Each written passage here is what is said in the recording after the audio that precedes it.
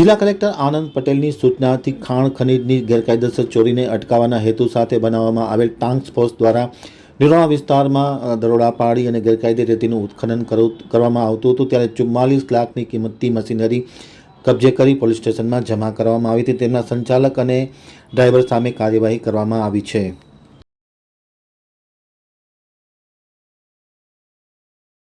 જિલ્લામાં ખનીજ ચોરીને અટકાવવા જિલ્લા કલેક્ટર આનંદ પટેલ કચ્છ દ્વારા રચના કરવામાં આવેલ જિલ્લા ટાસ્ક ફોર્સ ટીમ તથા પ્રાંત અધિકારી નખત્રાણાની સંયુક્ત ટીમ દ્વારા ગત તારીખ 4ના રોજ ખાનગી બાતમીના આધારે નિરોણા ભરૂડ નદી ખાતે આવેલ સાદી રેતીનું ગેરકાયદેસર ખનન કરવામાં આવતું હતું, જે અંગે દરોડા પાડી એક ટ્રક તથા 2 લોડર ઝડપી પાડવામાં આવ્યા છે, જેમાં ટ્રક નંબર GJ09AV 9379 જેના ડ્રાઈવર કાસમભાઈ ખાડુભિયા રહેવાસી કોટડી, જેના માલિક કિશોરભાઈ નારાયણભાઈ આહિર રહેવાસી નિરોણાના લોડર જેના નંબર GJ12CM 9096ના માલિક ઇમરાન હુસેન જત રહેવાસી સુમરાસર, તેમના ડ્રાઈવર ખેતસી આહિર રહે નિરોણાવાળા તથા લોડર જેના નંબર છે GJ13AD 1261ના ડ્રાઈવર મુકેશ આહિર નિરોણાવાળા, માલિક પુંજાભાઈ આહિર નિરોણાવાળાની તપાસ કરતા અંદાજે 44 લાખ રૂપિયાનો